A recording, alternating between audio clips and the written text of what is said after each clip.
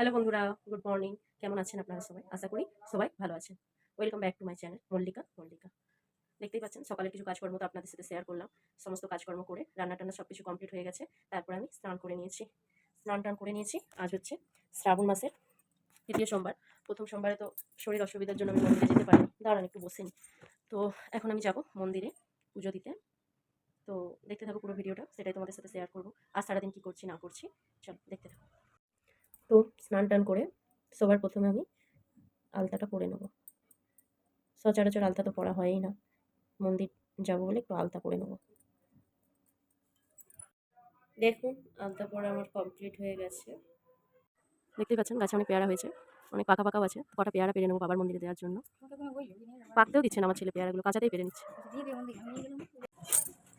পেয়ারা আমি পেড়ে নিয়েছি। একটাই পারলাম, হাত যাচ্ছিল না। একদম ছোট্ট মতন একটা। চলুন আগে ঘরের পুজোটা করে নিই। তারপর যাবো মন্দিরে। পরে আসছি আবার আপনাদের সাথে। ঘরের ঠাকুরকে পুজো দিয়ে আমার কমপ্লিট। আর এখানে আমি মন্দির যাওয়ার জন্য থালাটাও সাজিয়ে নিয়েছি। থালার মধ্যে নিয়েছি একটা আকন্দ ফুলের মালা, বেলপাতা, এখানে আছে মাটির প্রদীপ, কর্পূর, ধূপ, আর এটা হচ্ছে ধুনো দেওয়ার ধূপ, 5 রকমের ফল, আর ঘটিতে নিয়ে নিয়েছি জল। মিষ্টিটা এখনো নিইনি, মিষ্টিটা রাস্তায় নিয়ে নেবো, আর মাচিসটা নিয়ে নিতে হবে না। তাহলে সব কিছু রেডি করে নিয়েছি। এবারে নিজে রেডি হবো, শাড়ি পরবো, নিজে রেডি হয়ে তারপরে বেরিয়ে যাবো।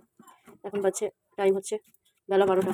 1টা 5-এ ছেলের স্কুল ছুটি হবে, আবার ছেলেকেও আনতে যাওয়ার আছে। সেটা আমি হেঁটে নিই এখন। আমি রেডি হয়নি, তারপরে আসছি। শাড়ি পরে নিয়েছি, খালি চুলটা আঁচড়বো তাহলে হয়ে যাবে।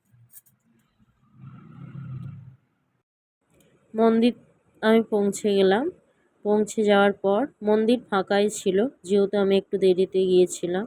সেরকম লোক ছিল না। আমার সামনের দিকে একজন ছিল আর একটা পেছনের দিকে একজন ছিল। আমি গিয়ে সবার ফার্স্টে পুজো করে নিয়েছি। করে নেওয়ার পর প্রায় আধ ঘন্টার মতন ওখানে বসেছিলাম, যেহেতু আমার হাতে টাইম ছিল।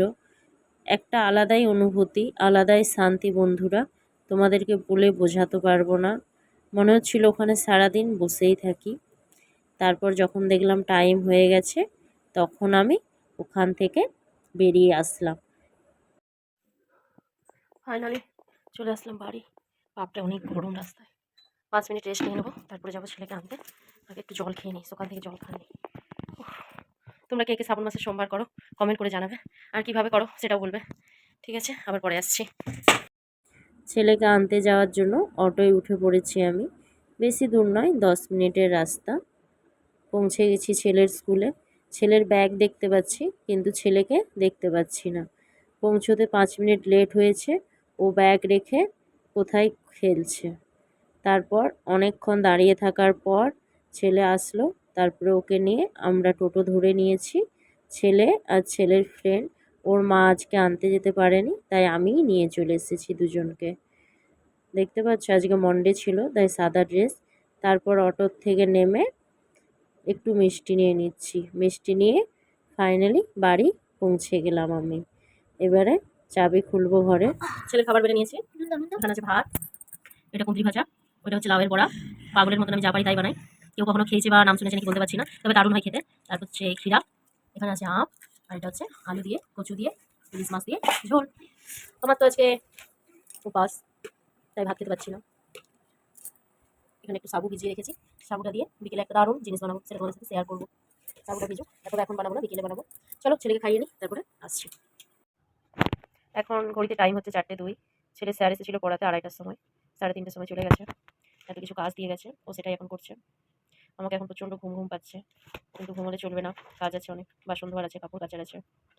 ও বসে আছে বলে আমিও যেন সামনেটাই বসে আছি, নয়তো আমিও উঠে চলে যাবো, ও বইগুলো রেখে দিয়ে খেলতে লেগে যাবে।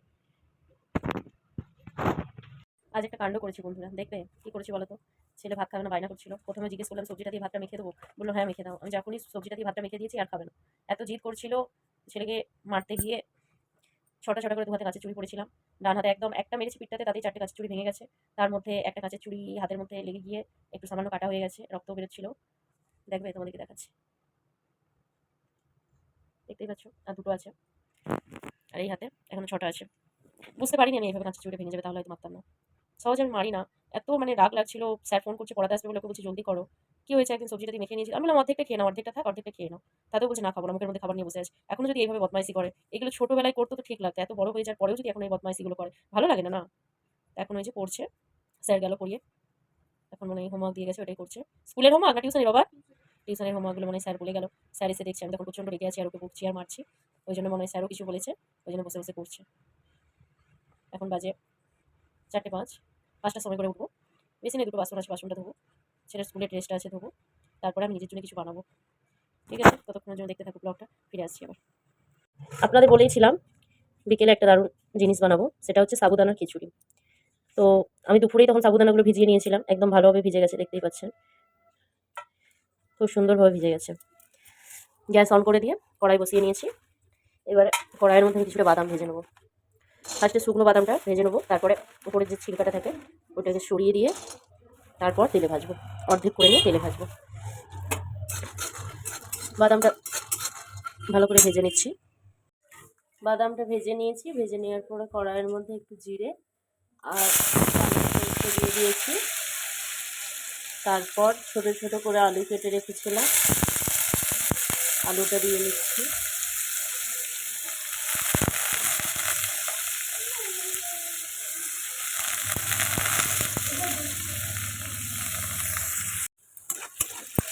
একটু আদা থেতো করে দিয়ে নিয়েছি।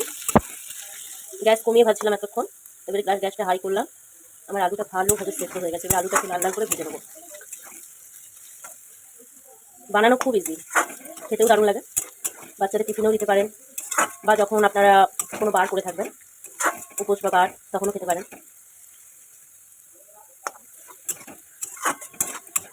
ভালো করে ভেজে নিচ্ছি আলুটা। বাদামটা সুন্দর করে চোখাগুলো তুলে নিয়েছি, একটা দুটোর মধ্যে আছে। বাদামটাও এবারে আলুর কাছে দিয়ে নেবো, দুটো একসাথে ভাজবো। আপনারা চাইলে আলুটা সেদ্ধ করেও ছোটো ছোটো করে কেটে দিতে পারবেন। একদম নিত্য নতুন একটা জলখাবার বলতে পারেন। এরপরে আমি সাবুদানাটা দিয়ে দিই।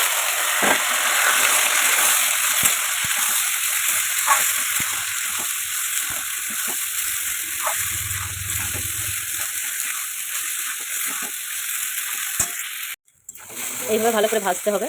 অটোমেটিক সাবুদানাগুলো দেখতেই পাচ্ছেন কালারটা পুরো চেঞ্জ হয়ে যাচ্ছে, একটা সিদ্ধ সিদ্ধ ভাব চলে আসছে। দুটো কাঁচা লঙ্কাও দিয়ে নিয়েছি আমি, চাইলে কুচিয়েও দিতে পারেন কাঁচা লঙ্কাটা।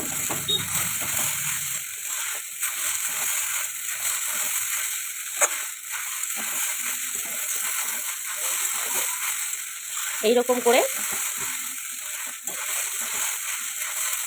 কমসে কম 10 মিনিট ধরে ভেজে নিতে হবে, তাহলে রেডি হয়ে যাবে সাবুদানার খিচুড়ি।